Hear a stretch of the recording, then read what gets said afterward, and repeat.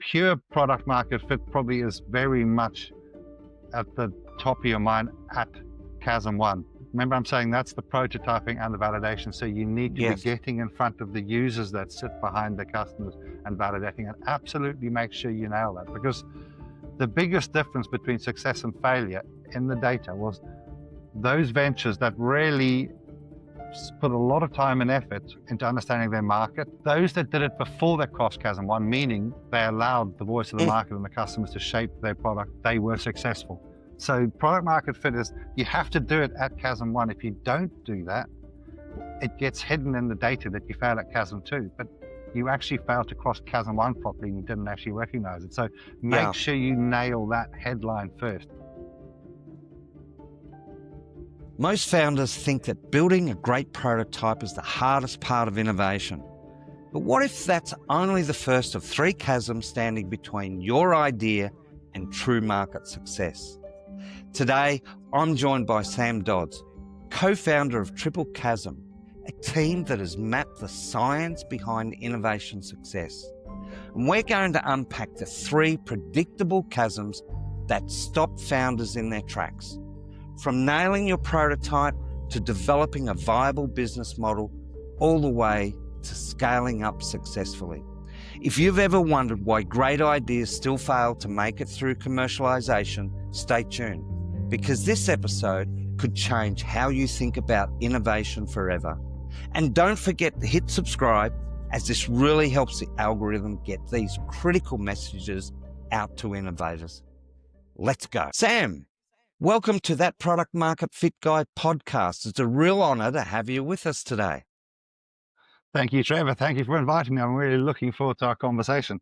Hopefully build a bit on your 22 podcasts that you've put out there so far. Absolutely, absolutely. And this is a real privilege to have you here. But Sam, before we dive in, can you just explain to the viewers what the Triple Chasm is and how it actually came about?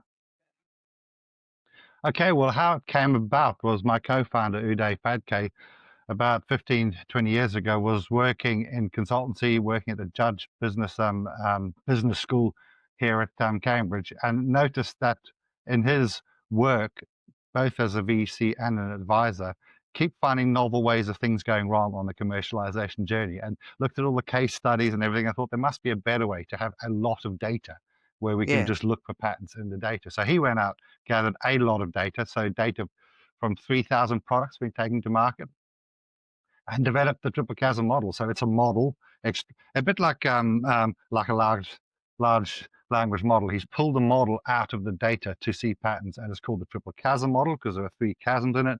But it's a commercialization model, and it basically helps the innovators, the people taking the product on the journey, and those around it to understand what the journey looks like so that they can navigate and successfully commercialize. So would it be worth setting the scene a bit more, just describing very briefly what the model is so that we can build on it?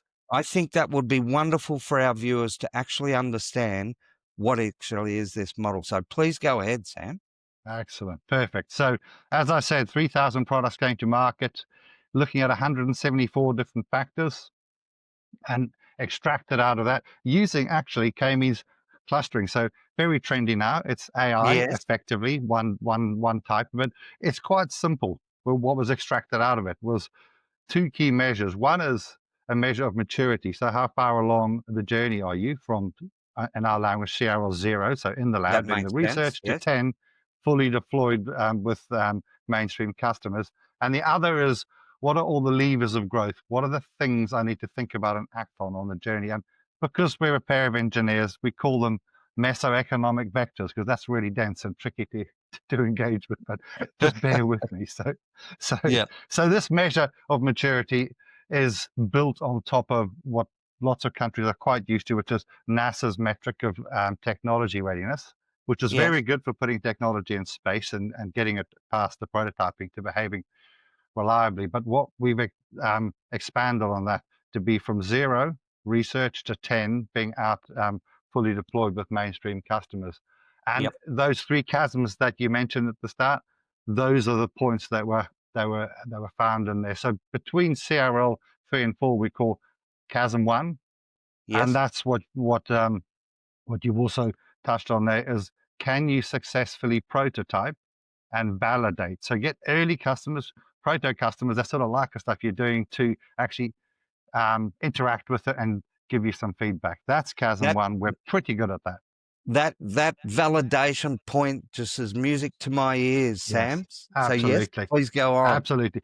And every step you'll hear validation of something different, basically. But the first thing is just the functionality. Is the user, does it work for them? Is it, we're not yet talking about a paying customer. It is how does the Yep. user see it, first of all?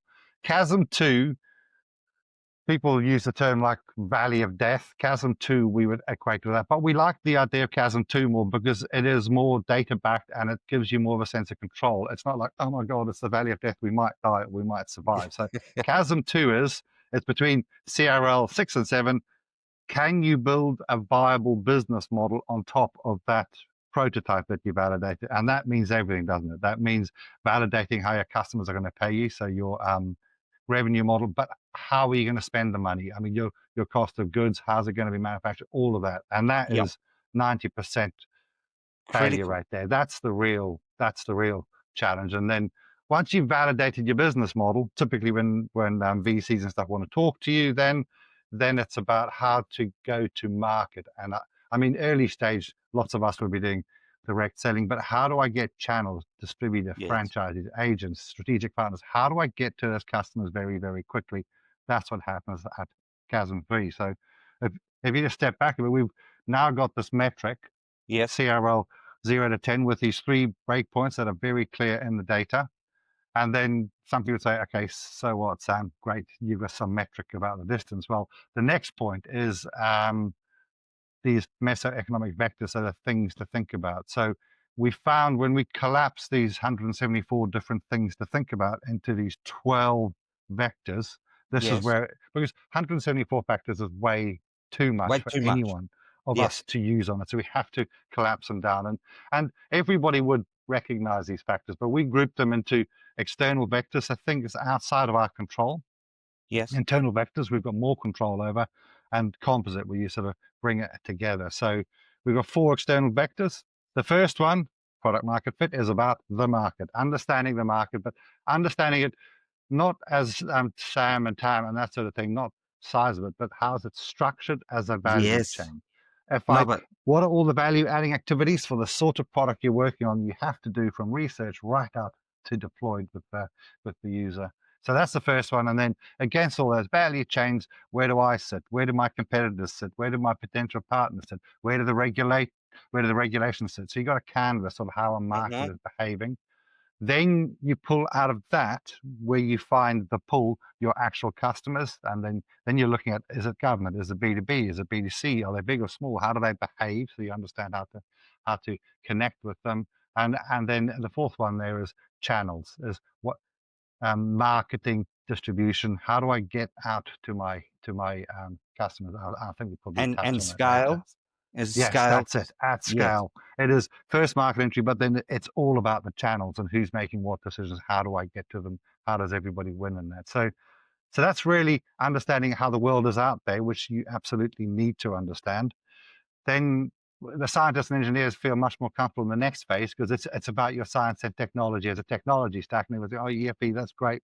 And you have to Yep. think that way because your stack, you'll need to add other elements. Maybe you need to in-license stuff, all that sort of thing. The second one is IP management. So people are pretty good at that. Generally, Critical. the third is what's the product you're going to evolve out of your technology, making the point to the scientist. Your science is not going to be the thing you sell to the customer. What is the shape of the thing you're actually going to sell? Then Mhm. how do I manufacture it and deploy it? So how do I get it out there? So when I send this thing across to Germany, who's going to maintain it? If there's data Mhm. coming back, who owns it? All that stuff. And then once you've done all that, you understand the market, you understand your product, how it's manufactured. What team do I need to build around it? How do I structure the people to The deliver that? people. Yep. Then number 6 is what everybody loves, is the funding and investment. So in the data, we've got all the sources of funding and what funding came in at what stage, how the different sources of funding from angels to VCs to Very important to family office, know. how do they behave?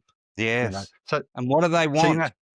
that's what do they want? And I mean, like some people say, oh my God, they're assholes because they're not doing this or they're not, no, they're behaving like they're structured. So if I'm in a VC, I've got LPs giving me money, and I've got a 7+2 deal, I need to give them money back at a certain point. They don't have a Yeah. choice. They have to behave it. So you need, just like all your viewers need to understand the customers and the users sitting behind them, they need to understand how the money behaves and why it does, Yeah. so that they can get the right money. And then once you've done all of that, you bring it together into the composite vectors. And the first one is, where's my strengths?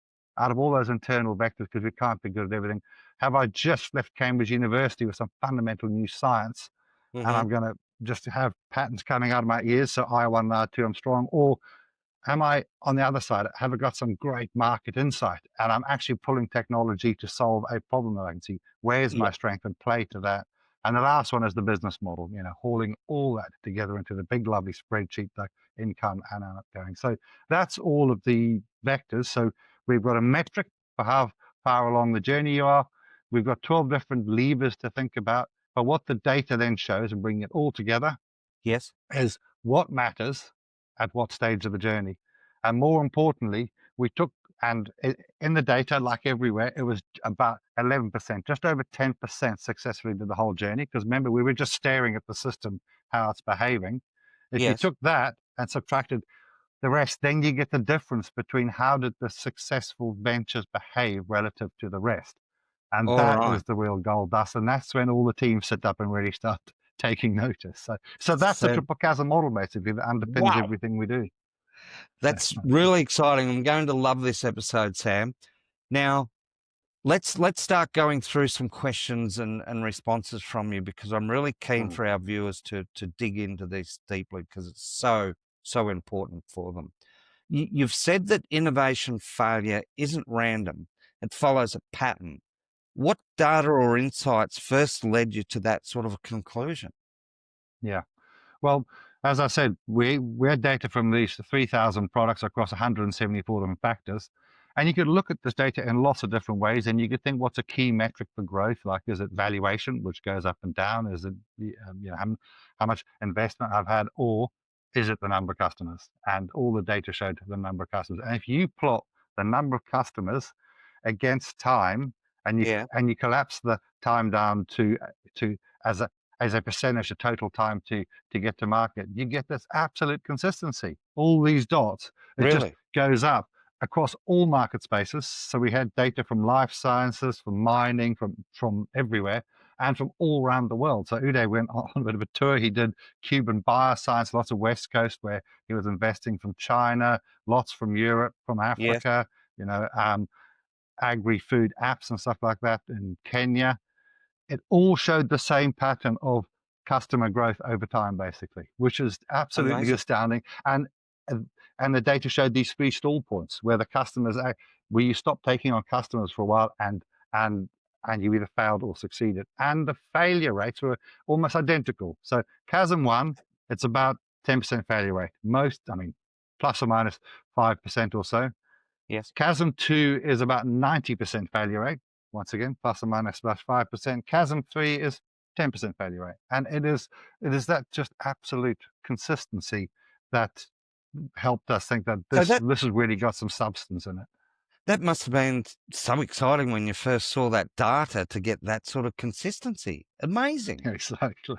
I mean, Absolutely. I've learned, because I've met Uday after he did that first work, but I was struck exactly the same way, and it was how does it feel? And I think his view was, is this right? I mean, can this really be right? So going back and reinterrogating and Yeah, reinterrogating, until, yeah, oh my yeah. God, it is right. There is a pattern here, and it does keep going. I mean, obviously there is some spread, so it's not exactly there, but as a whole, if you're going to start looking at how to advise ventures on a journey, or say you're setting policy in a country Yes, about where do we put the resources into, wow, suddenly I've yeah. got this pattern that I can Well, look at.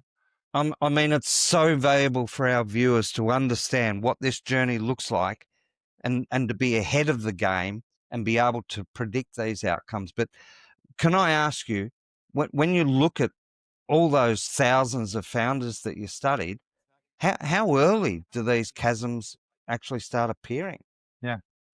Well, they all happened as a percentage of time to maximum number of customers at the same point. So if I just explain that for a minute. So in the data, we had fashion, we had aerospace, we had biopharma. So you can imagine the time, the S curve that people talk about. So the time to the maximum number of customers that you can Yes. have for your for your product is very different, isn't it? So if I've built a new aircraft engine, it's going to Yes. be 15 years or so. If I got a new drug, 17 years. This is the average data from the actual research. Fashion, 2 or 3 years. I mean, fashion moves quickly, so if taking a new Yep. product to market, it's got to be quick. So one of the challenges was, how can I stare at all this data in a consistent manner, because they've got such different timescales? Well, the Yeah. idea was How to did you take the do that? time, to just take the time that you're on, divided by the time to the maximum number of customers, and suddenly your scale goes from 0 to 1, Ah, and then they all collapse into the. So when you hit 1, that is like,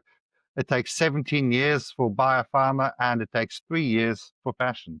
Does that make sense? Just it's it the does. it's the time to them. So now, if you get it as a percentage of time for the whole journey, these three chasms happen at 10% of the way, 30% of the way, and 50% of the journey across Wow. all the market spaces. So you instantly, you can start cycling back and go, well, actually, I've just validated my business model and I've got this number of customers. You can start to predict by going around in circles, saying that means I'm halfway through, I've got this many customers. So if I times that by 10, that's my maximum number of customers. So people can actually use the model in lots of different ways then. Yeah. So interesting, Sam. That's cool to just know roughly where you're at and what's actually Yes. coming. Where is that chasm? Instead of That's walking it. up to it blind, you're Yes. actually predicting where that's going to come Yeah. into play and you can adjust. So Yes. from our perspective, Sam, we work on educating our viewers on product market fit. How does that actually play into the market entry? And what advice would you have to our viewers in how product market fit impacts their success? Okay. I mean, if I just step back but and just compare these two models for a minute, then I'll become a third. So when obviously I've looked at product market fit a lot before, but I think people have different sort of perspectives on it. But in my mind, when I say product market fit, on market, I generally mean a cluster of customers and the users sitting behind them and the product. So when we compare it with the Triple Chasm model, the Triple Chasm model has these steps about a structured market and manufacturing employment. So it brings a whole bunch of things into there. So in some ways, if you've further down it can add complexity. So sometimes it's Yes. good to start with something simple, like that's the product and that's where it's going into. But if I was saying general advice based on that, so you don't overwhelm people too much, it is just look at those three chasms and address those three chasms as they come up one by one. So pure product market fit probably is very much at the top of your mind at Chasm 1. Remember, I'm saying that's the prototyping and the validation. So you need to be Yes. getting in front of the users that sit behind the customers and validating, and absolutely make sure you nail that, because the biggest difference between success and failure in the data was those ventures that really put a lot of time and effort into understanding their market, as I said before, E1 and E2, but also the customers within that market. Those that did it before they crossed Chasm 1, meaning they allowed the voice of the Mm. market and the customers to shape their product, they were successful. So product market fit is, you have to do it at Chasm 1. If you don't do that, it gets hidden in the data that you failed at Chasm 2, but you actually failed to cross Chasm 1 properly and you didn't actually recognize it. So make Yeah. sure you nail that headline first. Then once you come to Chasm 2, remember, it's about the business model. And the advice there would be, in the data, it showed it took 6.7 attempts to develop a viable business model, meaning they crossed chasm to 6.7 times. So we think we're going to do just an outright sale, or we're going to do a SaaS model. We're going to charge our customers some way. We're going to manufacture it this way, and that's going to be the cost of units. And oh my God, it's not working. We're not getting the traction. So they have to keep evolving. And so Chasm 2 is about staying alive to that and not promising your investors that that business model that they're interested in is necessarily going to be It's, fixed. yeah. That's the trickiness there. And then once that's nailed, then there's all the well-considered market entry strategy. So I would say think about those three chasms and what you need to do there, and make sure you nail them thoroughly, each one of them, when you do it. And the before most moving important, on to the next and, and getting ahead of yourself. and the headline for, if everybody forgets everything else, is nail that product market fit at chasm one, because it'll come Yes. back to bite you if you haven't actually sorted that out. Yes. Well, we have we have a saying here, Sam. Product market fit is not optional. Yes, that's absolutely It's it. not optional. Yes, exactly. Well, I mean, you'll speak to some people, and they'll think they've done it, and you'll say, "Well, talk me through the data and behind Yes. that you validated." Well, I spoke to Fred, and Fred liked the stuff that we did. Yeah. Okay, Yeah. so that's not Yes. not it. We've got quite a number of episodes on here about Good, that, defining that excellent, product market fit. But yeah, perfect. I that's like it. a brilliant point. So now that's a nice segue into this next question I've got for you, which Yeah, is, you say founders should understand their market before building their prototype. yeah, So you probably just, maybe captured some of that, but can yeah, you just explain why that's so critical? yeah.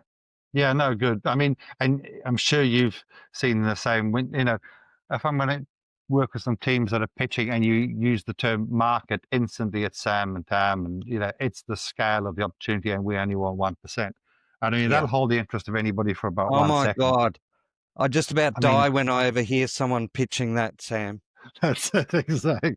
I mean, by all means, say it and then move on very quickly, because what most anybody who's working there will actually want a bottom up set of valuations of how many customers, how you're going to charge them, all that sort of stuff. But before even getting to the customers, when we say about understanding the market, and I touched on that before, we mean thinking of the market in terms of a structured market. So whatever product you've got, what is the journey and value adding activities it has to go through to end up with the user, with the customer? So if I'm making a new drug, there's early stage research into what target are we going to do to address this disease that we're looking at, and then what's the molecules that we're going to use to um, um, address that target, and then all the Yeah. clinical trials, everything you have to do right through to the patient, all these value-adding activities. That is a market-centric value chain, as we call it. It's a value chain. It The came out value of Porter's chain. work a long time ago. Once you understand that, under all those value-adding activities, you can just put all the other businesses that they're doing that, or that they're actually doing that and that and that, and they're just playing in this space. They're a platform player providing services there. So you're painting and importantly, where all the regulations sit. So so what we're saying is, before you even start thinking about specific customers, look at how the market behaves, who all the players Yeah. are, because it'll give you so much more insight.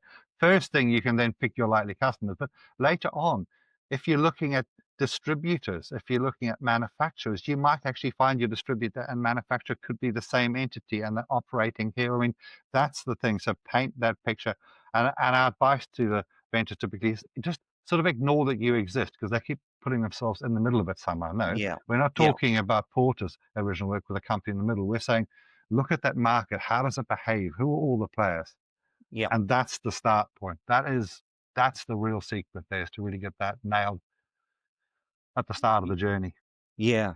Yeah. No, I can't agree more. And we've just seen those that actually do that work beforehand and then Yeah, enter the market with a lot of confidence, because they know and understand what those customers want, need, value, and what exactly. they care about, Yeah. and build that beachhead Yes, before actually moving on. But absolutely. I guess, Absolutely. what have you seen, Sam, from the data as to what happens when people do skip that step? If they skip that, and they remember, we touched on before that people can think they've crossed chasm one, like they think they understand the market, and Fred said that they like their stuff. Most likely they'll fail at chasm two. Yeah. And they The might business think that it's model. because the business model didn't work, or all sorts of other reasons. And underneath it, Fred saying that they liked the product, you then spent a lot of time and money building a business model on top of that, Yeah. and you're building on no foundation at all, basically. So yeah, it'll And express itself as a failure at Chasm 2 very often.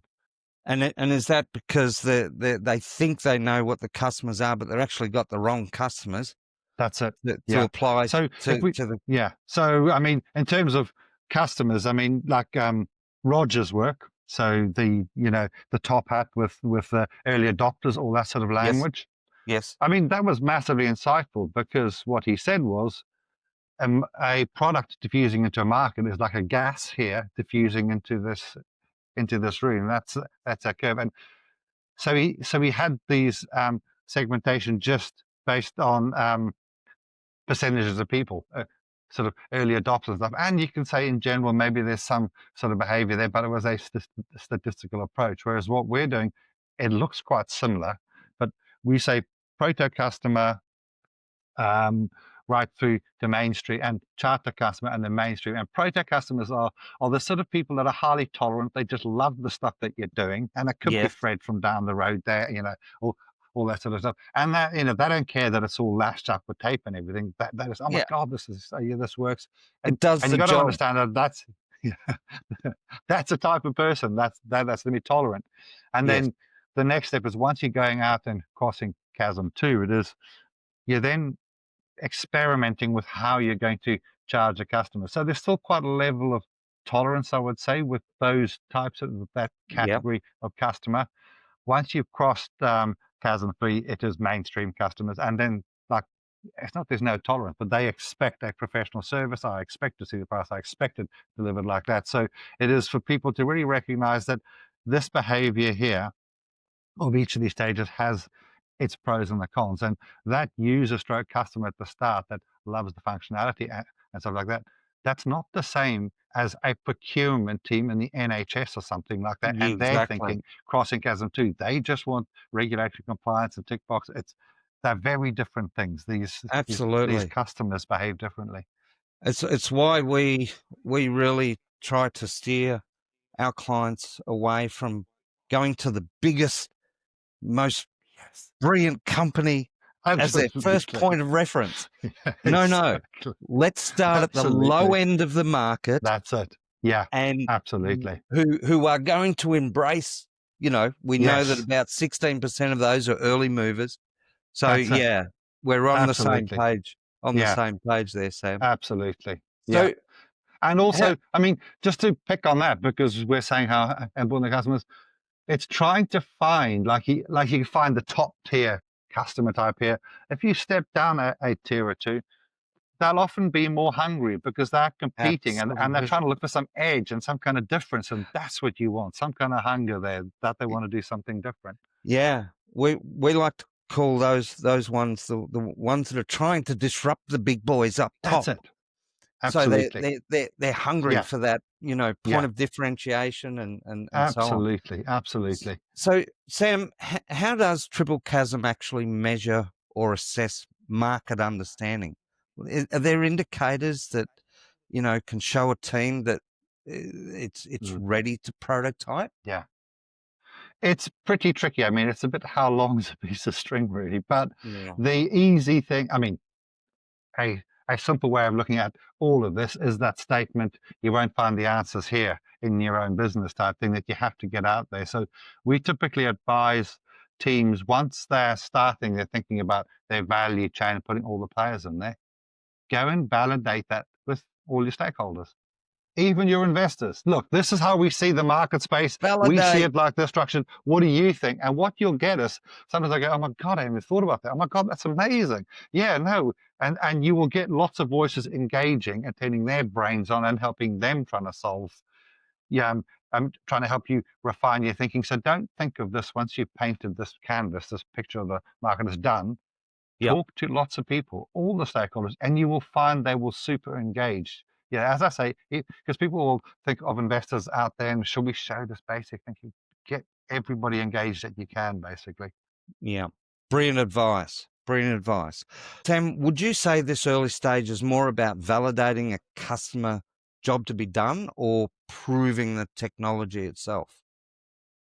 Um, at, well, I'm just going to say both to start off with, but yeah, because Yeah, in the data they're when you both go through important. CRL 1, 2, 3, and we've got the bars of the importance basically. Technology sits up there very high basically. So that clearly, I mean, the technology does have to work and does have to be able to make a product that works. I mean, that's the fundamental. But the point The is, we're functional pretty job. we're pretty good at that basically. Generally, we can Yeah. see whether that's going to work or not. The thing where we fail to do, as we were been saying a lot of times here, is actually that we validated this. In fact, if we just go off just for a second into minimum viable product. So when I first met Uday and we started working, I was using the term minimum viable product, and he sort of screwed up his face a bit, and he said, "Sam, when you say minimum viable product, what do you mean exactly?" I'm like, "Oh, well, it's a product that's the minimum type where I can demonstrate some functionality to the users that might be." So he said, "No, but when you say viable, what do you mean?" Mm, And when I look back on it, it's like, okay, I get it. Because the engineer viability is engineeringly, with the technology, can I make a thing that I can imagine? Does it work reliably? Which is TRL language. Can I put it in space reliably? But then once you've done that, does viable mean that a user is actually going to find it useful? Because that's yeah. different. It's not the same as can I just make a thing, but does a user find it interesting? Or if I'm heading towards Chasm 2, does viable mean that it's actually commercially viable, that people will pay for it and pay more? So I said, okay, Great I get question. it. So viable means lots of different things at the different stages. So that's sort of getting back to your point there that, obviously the technology does need to be able to be built into a product Function. that does work, but you do need to have that shaped into something that a user and a customer actually finds interesting, that you can make money out of it. So maybe that's a bit of a round the houses answer, but hopefully that helps the listener Yeah, just to think through it. abs- absolutely. Sam, I'm just going to move on a little bit and go into like, as you got through that stage, how do you know when you're ready to move beyond the prototype? Are there signs of readiness to actually cross Chasm 1? How do I know when I've crossed Chasm 1? I'd say the same answer as before, that you've got data from a number of users stroke customers that actually validate that they are going to buy. I mean, it is always about getting data from out there, basically. How Yeah. much data? That's for you to decide. I mean, you could take a statistical approach. How many customers or users have I got out there? Do I want a certain percentage? So I would say think hard about before you go in and start that process of validation. Design the experiment. What are the outputs here? How and don't just make up the success metrics yourself. What would an investor want from you? What Yeah. would other stakeholders want? And go and get that data. I want to Yes. hear from 50 different I want to hear, I mean, different, whatever you're doing, there might be different criteria, but talk to your stakeholders. What do you need as validation to cross Chasm 1? And then go and do that experiment. Don't just drift in and start chatting to people. Try and Yeah. stand back a little bit. Do it very scientifically. That's it. Absolutely. Yes. It's a lot easier if you think about it outside the process, then go into the process with some idea of what the process is and what the metrics are that you're looking to achieve. Brilliant. Brilliant. And how should founders actually balance, you know, perfection versus speed of learning in the prototype stage? Because Sam, I know from experience ourselves, when you actually put something into the hands of customers, they can be the greatest gold you can get because they actually Yeah. start telling you little things that you just didn't think of yourself. Yeah, I mean, it's tricky. So one thing I'd say about us too is all human beings, we're shaped a different way, and people, talk about sort of autistic spectrum. So there's certain behaviors. Some of us are more tended towards perfection, and some of us are more tended towards just get stuff going. So Get going. it's a tricky balance, and it starts quite a lot with the team. But I would say, just in terms of addressing that directly, go back to the last response. Design what you're trying to achieve before Yeah. you go into it, basically, and get the perfectionists in your team involved in that design, and get Uh-huh. those that just get stuck in it and sort of the Make more it happen. extrovert ones will probably be better at being in front of some of the users and customers, just talking through stuff and things like that. Because if you design questions, if you do it, that's great.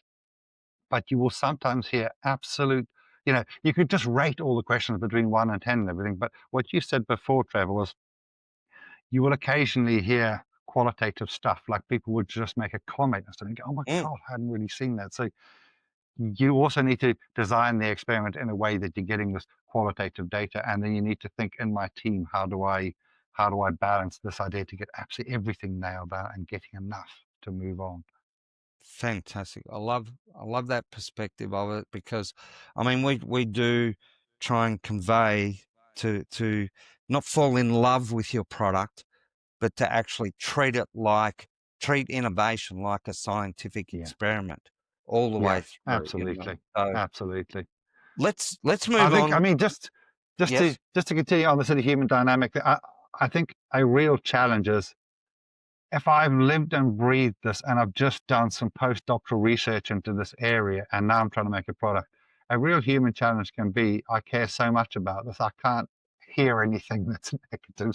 Against So it, yeah. you might need to take a step where you don't go and do that interview work, because you're a bit too Too close to close. it, basically. Yeah, Yeah, yeah, absolutely. Let's move on to the second chasm, which is where you explain most fail, the business model. Why is this stage so difficult for founders, yeah. Sam? I mean, I'd say the headline is, it's so difficult.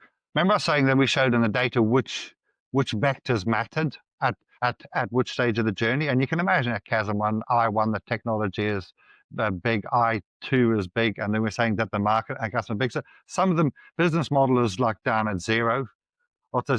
At Mm, Chasm 2, everything matters suddenly, because when you say develop the business model, obviously that relates to the customers, that you have to pull everything in together. So that's why it's so tricky. But often I think what's underpinning that is that, and we've mentioned this before, but I think it's worth saying it again, if you haven't done your homework at Chasm 1, you can fail at Chasm 2, and yeah, you might think that your revenue model is right, and I just can't get the pricing right for these things because those yes, customers don't care enough. yeah. They're not the right people that you're talking to. So you're trying to build a revenue model with people that aren't Don't your really real care. customers. Yeah. So that's Mm, why I say 90% failure. But and I don't know how I could find the data, but what we seem to a theme seems to be that a lot of it happens because there isn't product market fit, product customer stroke market fit before yes. you hit that chasm. So, Sam, you said that I think on average you said there was something like 6.7, was it, Yeah. pivots? Yeah. So what were the most sort of common pivots that you came across? Yeah. Yes. I mean, a business model is a big thing, isn't it? I mean, it's how you get your money in, and then how you spend your money as well. So it is, a lot of it is around how you charge your customers. I mean, subscription service-based model is a one-off sales, and if you're going through distributors, how does that work?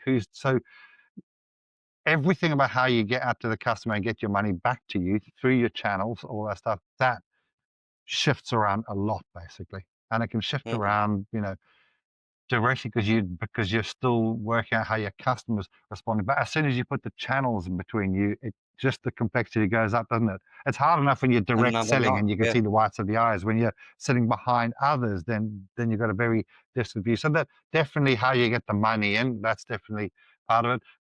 But also, I mean, actually, that's another point too. It's just how do those when I say customers here, just think about the actual buyers. How do they behave?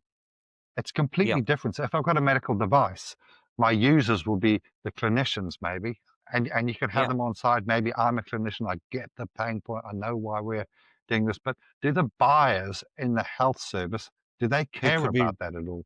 very removed, yeah, That's it. So that they care regulatory compliance and this, but actually in this country at this state, we've got to focus on these conditions. So we don't care about, I mean, there can be all sorts of drivers. So that's why we go back to the market. So that's one side of it. But the flip side of it also is, if you've got a device, I mean, you're manufacturing and deploying it, how is that going? You know, because Mm. when I'm making, I mean, I'm always hats off to people who make physical devices, you know, because lashing up one or two prototypes is one thing, making 100 devices is another, making 10 million is another. And as you scale Yeah. up that manufacturing and you're trying to get the cost of goods down, I mean, how do I step this? What can I predict? So that's another element of the business model that can be quite fluid as well. Yeah, yeah. And so, with the founders, what questions should they be asking? I mean, if I just really maybe oversimplify, but simplified, it's just how am I going to earn the money? Where's the Yep. revenue coming from? How am I going to spend it? And then how long is it going to be until I get to profitability so that I then know how much investment I need to get to that point? So, I mean, Yeah. that's maybe overly simplistic, but if you cut it down to the bare bones, those are the elements that you really need to get nailed, isn't it? Yes, absolutely. And so, yeah, I understand, that how deep do they go into the red and for how long, to get out into that, at least that break even point. Yeah. So how how should founders, think about the business model evolving and when to persist and when to, think about pivoting? Yeah. So, I mean, as you mentioned before, we found in the data 6.7 Mm, um, version. So I guess you could, I mean, pivot can mean all sorts of things in terms of scale, but say that's 6.7 sort of um, pivot. So cutting back to it is, I mean, I guess on the income is just, are you winning? So to get investment to do it, you would have um, validated your business model, how you're charging customers, and then you do forecasts X years down the track, yep. how it's going to go, and that would have been part of your pitch for Yes. investment. Say, so how do I know when I need to go and look at it? Are we matching or exceeding the plan that we had put in place? If we're falling below the level, why are we falling below the level? Yep. Is it that we need to tweak and adjust something with our channel partners, or so you have to keep watching those figures, those sales figures, and people have the idea of the funnel and having all these stages like market qualified lead, all these lead points. What's the conversion rate? Watching how your thing is behaving and intervening and improving all the time. And if you're getting nowhere near it, then it's a massive pivot. If it's just tweaking, adjusting, getting that's Yeah. one. And then on the flip side, spending the money. Remember, we were saying one of the big things is cost of goods because you need to get to demonstrate Chasm 2 business model. You don't have to be in profit, but you need to show per unit that your cost Yes. of goods is less than what you're charging, so you can make a profit. So watching your cost of goods, is it getting to a level that I had predicted? So instead of 100 units, we're now going to order 100,000 or a million or something. Is my spending, is my cost of each unit going Yep. where I need it to go? So just watching those, watching against your forecast, and just okay, we're a bit too high or low. What can we do about it? And keep tweaking it and adjusting. So you have to have those kind of metrics in place. That's great advice. So you mentioned investors, obviously they want real long-term views, but Yeah, how do founders balance that with showing short-term traction? yeah, yeah. Well, I mean, long term and short term is sort of relative in this area, isn't it? So, I mean, Yeah. if I've got like, and it'll be the same in Australia, the same in the UK, all kinds of work, you know, so if we just stick with VCs, they'll often operate in a 5+2 model, so 7 years. If they're Hmm. halfway through their journey, they've got 3.5 years. They've got to pay it back. That's their sort of horizon where Mm. they need to give money back to their LPs. They just have to do it that way. So that when you're working with investors, you need to be aware of what their timeline is and relate it to yours. Yeah. Because if you're on a biopharma journey and you just cross chasm one, you know you've got another like 13 years to go or something like that. So your investor needs an exit, so they're not going to do it there. That's why somewhere like biopharma, you'll have early biotechs, and the general thing is for one of the big monsters like AZ to come and buy them out. But think about your investors, where their expectation timeline, and go back to my product. So if I'm in fashion and I got 3.5 years, that's fine, because fashion items are 2 or 3 years. If I'm in Yeah. certain types of device, maybe it's 10 years. So just look at the timelines. Make sure that you're matching what what the money expects, what the investment Yeah. expects, and be clear about it. And I mean, Yeah. all this data too, if you use one look at it, you can just go on a website, it's there. It shows the timeline. It sort of shows all this data there. But yeah, make sure you align the timelines basically. So, okay, we've successfully got our business model right, and we've crossed the second chasm. Now we hit the third, scaling. What actually defines this stage in the triple chasm model, Sam? Yeah, so I mean, you've done all the work, you've prototyped, you've validated that with the users there, you've now got your business model, and you've shown you earn more money per unit than you spend on it, and all that stuff has been accepted. Now it is all all that manufacturing stuff obviously sits there, but it's all the packaging, wrapping around, it's all this market entry, it's the pricing, that business model that you've done, and key, what are the channels? So a lot of effort you're going to be putting in there is, how am I going to grow the customers? Because remember I said that these chasms happen at 10%, 30%, and 50%. Yes. Roger's work shows halfway through the journey, you've got half your number of customers. But so we're saying chasm 3 happens halfway through the journey. Yes. You on average have 9% of your customers. So it is way more conservative, the real data, compared to Rogers. So that it's about getting through to that point there. And then after chasm 3, which is what we're talking about here, that's when it starts to rise very, very quickly. And the only way you do that is really nailing, how can I acquire customers very, very quickly now, basically. So Yeah. definitely channels and everything. That's going to be the key thing that you're going to be focusing lots of your time on after that. Understanding, and also how to motivate those channels, Oh my God, to yes. to actually bring those Yeah. customers to you. It's Yes, something we've experienced absolutely. ourselves. Yeah. So Yeah. we're saying before, like product market fit, know your user, and also know the paying customer. That's absolute gold. We've Yep. also said, absolutely know your investor. They Yeah. behave in a certain way because they have to behave. And now we're saying, know your channels Yes. and monitor, what happens in your sales thing. So all of the stuff is outside your business, isn't it? You need to engage with and understand the motivations of all these different groups. And yeah, Yeah. absolutely. Chasm 3 is actually, whether it's a franchisee, an agent, distributor, is it sales outlets? Is it, how are they behaving? What are they trying to achieve? And you need to actually lock in with that. Yeah. Love it. So I mean, I guess, just yeah. just pick up on one thing that we've seen quite a few times is sometimes when people go out and they start it applies to your users to a degree as well. They will, what can happen sometimes is like, Trevor, I've just got this new product and, I'd like you to be my distributor. How about it? And it doesn't work. If you go out there with a blank sheet of paper, you need to go and think of the heads of term. Well, what, not heads of term, but what sort of commercial deals do you want with these people? So I Yeah. understand them. Now I construct the key elements, the heads of a contract that I'd like to form with them. Go and look at how they behave with others, other markets. Understand typical behaviors, put together an offer that works for you and you think works for them, and then go and talk to them about an offer, and you will get.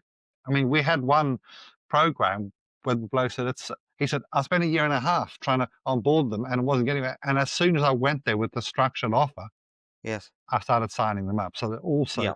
once you understand them, put together a commercial offer or the heads for a commercial offer to start And discussions. and would it be fair to say, Sam, that where that offer is something that is enabling those channel partners to actually achieve their business goals, that's a motivating factor? Absolutely. Mm. Absolutely. And I mean, right back to the customer and the user, it's the same. If it Yeah. doesn't enable them to do what they're trying to do, they're Yeah. not going to do it. If investment in venture doesn't enable your investor to do what they want to do, they don't care. This is exactly the same. If those Yep. channels don't, so you have to not think, I'm going to make them do this. No, no. Yeah. How do you think, how are they structured? What do they need to do? And therefore, are they going, because, you know, agents, and stuff like that. I mean, some of them will be happy just to put you on their list and they'll do absolutely nothing about it and you won't know anything about it. So you need to get, are they actually aligned with this? Are they in medical devices in your area? Have they got lots of other customers? Have they got the connections already? Make sure you do your, like you do your due diligence effectively on users at the start and your investors. Do the same with these groups. Make sure that Yeah. they're going to win out of working with you. Fantastic. You talk about the 7 Ps of scaling. Can you just walk us through those? Yeah, cool. Yeah. So, I mean, that's actually building on the shoulders of giants and all that. So, Yes, it is. Kellogg's in the 60s, pretty famous work that they did on market entry. So, they had the 4 Ps, which was the product at the center of it, and the pricing, and the place, like where I'm going to sell it, and the And the promotion. Well, promotion. I Yes. mean, brilliant work. And what we've done simply is build on that. And it's just because markets are more disrupted, they behave in much more complex ways. So you think, there's three additional elements. One is about, And faster, Sam? yes, oh my God, absolutely. Yeah. Yeah. And if I think about with the triple chasm model in general, where we're having the biggest impact, it is both at the technology end where the science and technology is moving very rapidly into market spaces that are evolving and changing. So, 5 years ago when we sort of started, we were doing lots of agri-food and there was lots of alternative protein work or Mm. synthetic meats. Well, the science to grow cells, it was everything about the media. How can I get that non-animal serum media going? So that's moving quickly. But what did a value chain look like for synthetic meats when nobody Mm. was doing it yet? So Yeah. and that's all moving very quickly, and that's what we have to adapt to. So that's partly, yeah, good point, Trevor. That's why we've had to add a few things into it. So that one is the positioning, which we sort of touched on I1 and then I2, understanding that market, because you really have to get the positioning of your offering in there.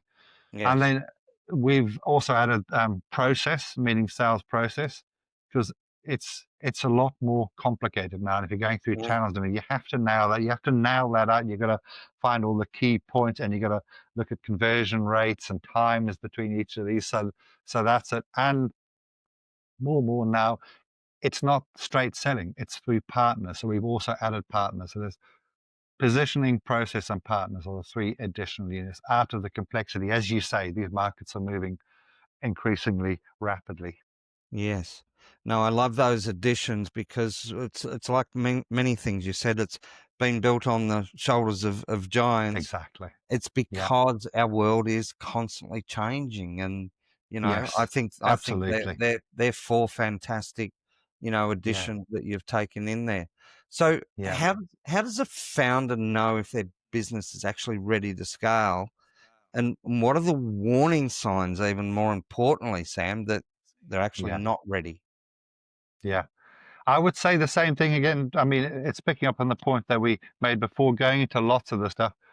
You would have done forecasts, business model forecasts, year by year on how the sales are going to grow, how the cost of goods are going to go down, and you're going to generate a profit. So that once again, the simplest test is, are we following what we've Yeah. said in that thing? So, Are we meeting those targets? that's right. Are Mm. we actually on track? If not, it's not heads down and we're failing. It's like, I wonder why.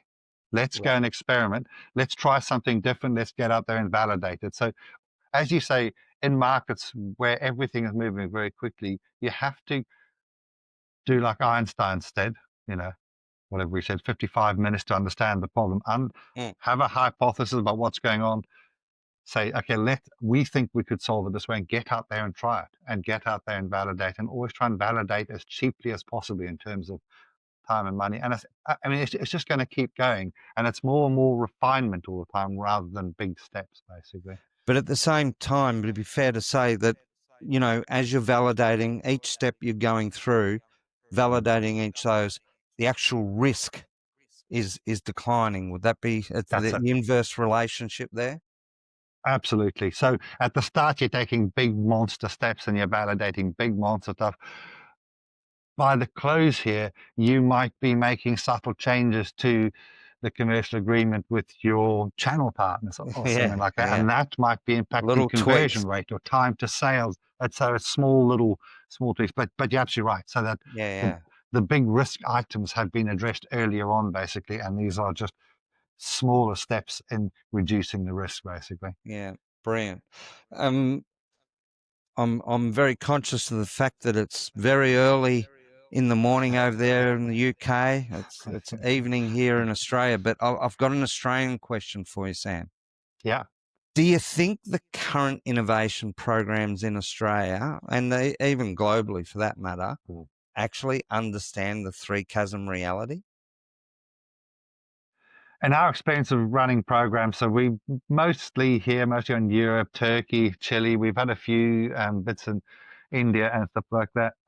If you talk to people like we've had this chat and you talk through that there are these two kinds, most people who've worked in this area go, "Oh my God, I've always had a sense that there is." So that people sort of innately sort of, yeah, it sort of makes sense because you're gathering data in your own experience. So Yes. it's no surprise that it sort of feels about the same as this data set here. But if we look at ecosystems in general, and the data says it,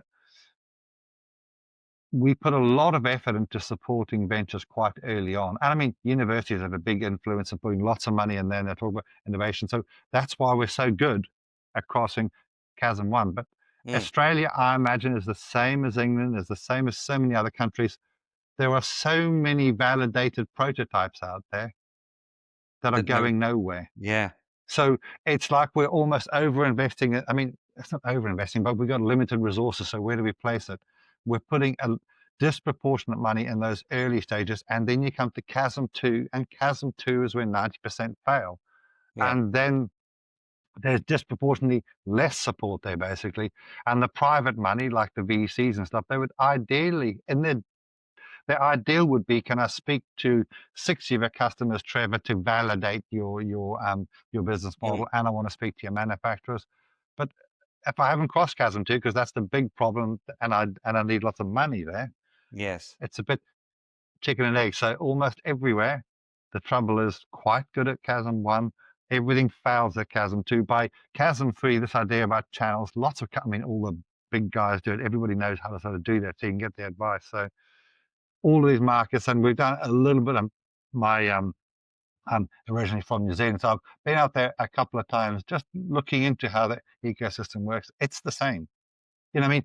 There's some differences like the scale of the market looked at. If I'm from Namibia that we're talking to, they're Hmm. tiny, so they have to go overseas. If I'm looking at Japan, they're a big market, so they've got a challenge where most of the ventures stay in country. They're trying to encourage them to go outside. So there are some differences, but generally, chasm one, two, three, chasm two is the area where, at policy level, that's where we need to put a lot more thought, and maybe it's reallocating resources and doing some stuff slightly differently in each of those.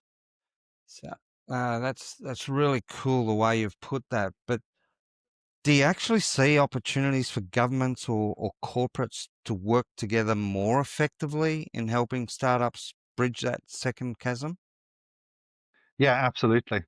And I In mean, what way? as the first level, what I'd say is just having this sort of language, and I've explained that model. It's not super complex, but if everybody engages in some language like that, so they're speaking the same language. I mean, how often have you been to these events where you're introducing ventures to corporates? Mm, And it's just like different languages and government policy into corporate. So having a common understanding of what this early stage is, stuff like that, you then have a language and a data set that can then inform refinement of intervention.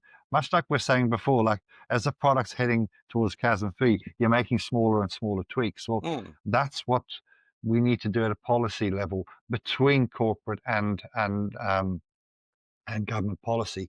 Is not Some of these changes won't be a massive waving thing. They should be more about refining more and more. But you need to have the data sitting behind you to actually be able to see whether where the problems are, to then say, let's change the policy here, let's incentivize the corporates to do this to support them here, and then keep tweaking and adjusting. But we need that data to actually both inform. Really about putting those resources where the risk is greatest. And That's it. as you've Absolutely. clearly shown, Yeah. getting that Absolutely. prototype validated and Yeah. the market validated, Exactly. but then the Yeah. business model is the big Yeah. one. So let's put more Absolutely. resources into that area. Yeah. So Exactly. Absolutely. it's been a fantastic conversation, Sam, but can I ask before we start to wrap up, if you could just give one piece of advice to a founder currently sitting in the middle of, the second chasm, what would it be? That's a tricky one. Well, number one, if you're in chasm 2, keep your head up, keep going. This is the most in the data in our metric of commercialization intensity. Chasm 2 is it is the most full on sort of experience Yes. to and it can be overwhelming, but know that once you've made it through that, actually commercialization intensity goes down after. So one is heads up, keep going, Yes. teeth to wind, that sort of thing. But remember, we've talked about all these points. Stay very, very laser focused on validating your revenue model. How's the money coming in, and cost of goods? How's that money going out? That's it. Just get those things nailed. That's I mean, you got to think about how you invest and everything, but in the end, that's What it comes down that's to, what you the need to solve that fundamental. problem. Yeah. That's it. Yeah. Absolutely. Yeah. So Sam, there's a lot you guys, the knowledge is immense from that sort of research. How can innovators and our viewers actually connect with the Triple Chasm community or access the data and the Yeah. data-driven frameworks that you've put together? Yeah. Well, I mean, just that, I think just about everything I've described in my introduction to the Triple Chasm model, that's just on our website. So people just go and have a look at the triplechasm.com and you can see the basic underlying stuff there. They can access 2 of our tools are free. So they can access sort of like a canvas and stuff like that. And there's a tool called the Navigator, which benchmarks the ventures against the successful team, so that's all in there. They can access that as well. You can follow us on LinkedIn as well, just so you get updates on the stuff that's going on. We Brilliant. also have linked on the website every single program that we've delivered. So our biggest tool is called the Workbench. So it's 27 different tools. It's between 1 and 6 tools for each of these vectors. So it Yes. helps you formulate sort of in-depth, comprehensive strategies. So we run programs hand-holding ventures through those on behalf of our customers, and we're starting to gradually train our customers on using the tools themselves. But you can see every program we've ever delivered, and you can see the programs that are coming up. So if you can apply to those, that's great. If we haven't got anything, and we have got no plans right now of we haven't got any programs coming up in Australia, get in touch, because we might have some areas where we might better point you at things, or some initiatives that might get going. Well, I think we'd love to be a conduit to, some needs here of some of Yeah, our connections, particularly in government and VCs and things like that, yeah. because I've found this absolutely fascinating with the research and what you've developed. So, Sam, this has really been an extraordinary interview with you. So many learnings for our viewers. So on their behalf, and from me personally, thank you so much for coming on to the podcast. Well, thank you for inviting me. I've really enjoyed the discussion, and it's good to get these comparisons with product market fit and everything, so people can sort of get these are continuities, these are different, these are all useful ways of looking at the journey. Absolutely. No, it's been brilliant. So for our viewers, if you're sitting there thinking your biggest hurdle is building the product, think again. The first chasm tests your prototype. The second tests your business model. And the third tests whether you can scale it all sustainably. Sam and the Triple Chasm team have shown us that the innovation failure isn't random. It's predictable and, more importantly, preventable. So if today's episode sparked new ideas about how you approach innovation or scale, make sure you hit the subscribe Share this episode with other founders and stay tuned for our next deep dive into the science of product market fit. Because innovation doesn't just happen, it's built, tested, and evolved one chasm at a time. Thank you for staying with us today. Trust you have learned a lot from Sam. See you in the next episode. Ciao for now.